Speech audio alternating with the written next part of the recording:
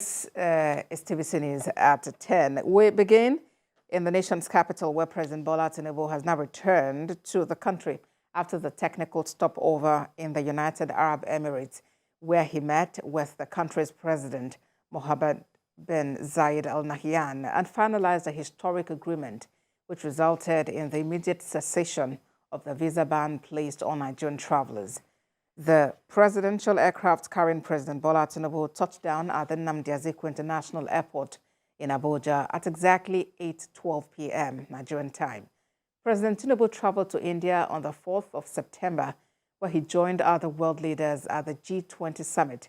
He also met on the sidelines with the President of the United States, Germany, Brazil, and the President of the European Commission. President Tinubu also met with investors that committed to bring in businesses worth more than $14 billion to Nigeria.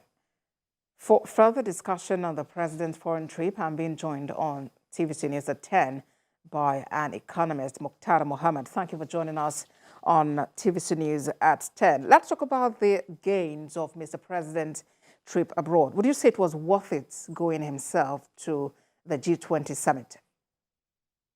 Yes, I think it was. Thank you for having me. He is the #1 marketing officer of Nigeria at the moment.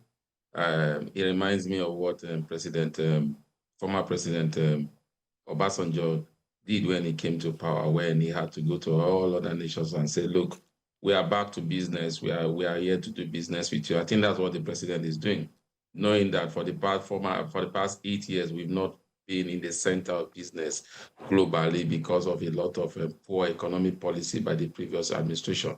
So I think he's going all out to let them know that, look, there are opportunities here in Nigeria. You will come in and you do it. And he's not just doing that alone. He's going with Nigerian businessmen compared to the former administration, whereby you see PAMSEG and the directors and state governors following the president on such trip. But now he's going there with businessmen. He's telling them, you need to even giving opportunity for Nigerian businessmen to even make a presentation to G20 on the opportunities that are bound in Nigeria. So definitely it's a very, very good visit. I can say that that's one of the best things that happened, knowing that foreign direct investment in Nigeria is almost zero, and portfolio investment also is practically non-existent. So I think the president is beginning to tell them, look, we are here for you people. All the impediment that have necessitated you people not coming to Nigeria have been removed. Come and do business with us. And I think it's a good move. And the president's stopover in UAE, which saw the cessation of the visa ban placed on Nigerian travelers. Just how much of an impact do you think it would make? How much would Nigerians glean from this opportunity now? I think when you listen to somebody like Femi on restriction about really not allow them to come to Nigeria, it's not just the visa restriction that they won't even have a straight flight from Dubai to Nigeria. Also have was not helped that. So definitely with that removal of visa restrictions, so Nigerians can go there and have meetings with them. Remember, Dubai used to be a hub where Nigerian goes for training, multinational training, international training. I think all that will return, especially if they make good their promise to make sure that Emirates Airline and Etihad starts operating direct flight to Nigeria like what they used to do before. And there are a number of issues, demanding the president attention back home, and one of them is the demands by organized labor. When the president was away, the Minister of Labor said that once the president returns, he's confident that these issues would actually be resolved. How optimistic are you about this, considering these matters were on even before the president embarked on that trip? I don't think I'm too optimistic about that, sincerely speaking, because we have gotten over 100 days of the president being in office. The president made the pronouncement May 29 that subsidy is gone and palliative will come. And up till now, they've had meetings with Labour. Remember, Labour have suspended strike twice. One of them was the direct intervention of the president. Yet they've not seen that increment in salary. They've not seen those palliative.